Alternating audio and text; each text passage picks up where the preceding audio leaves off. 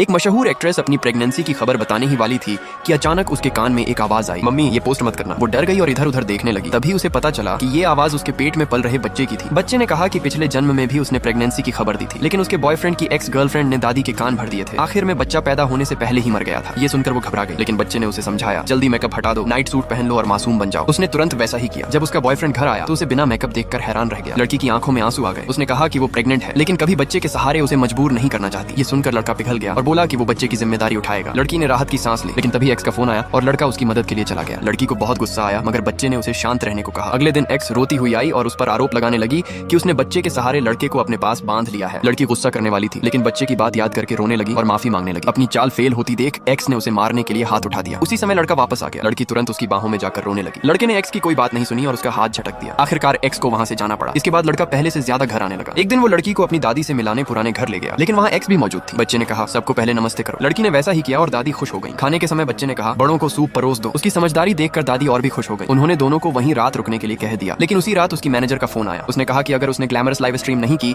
तो उसे 300 million yuan का जुर्माना देना पड़ेगा। मजबूरी में उसे हाँ कहना पड़ा। लाइव स्ट्रीम शुरू होते ही एक्स दादी के पास गई और चुगली करने लगी कि लड़की कमरे में छिपकर लाइव स्ट्रीम कर रही है। फिर वो सबको लेकर उसके कमरे तक पहुंच गई। जब दरवाजा खोला गया तो सब हैरान रह गए। लड़की कोई लाइव स्ट्रीम नहीं कर रही थी। वो सादे कपड़ों में बैठकर शांति से धार्मिक किताब लिख रही थी। असल में बच्चे ने पहले ही एक्स की चाल बता दी थी। दादी को सच्चाई समझ आ गई और उन्होंने एक्स को तुरंत घर से निकाल दिया। इस बार माँ और बच्चे की पूरी जीत हुई। बाद में दादी खुद उसे चेकअप के लिए अस्पताल ले गई। अपने पेट में स्वस्थ बच्चे को देखकर लड़की आखिरकार मुस्कुरा उठी।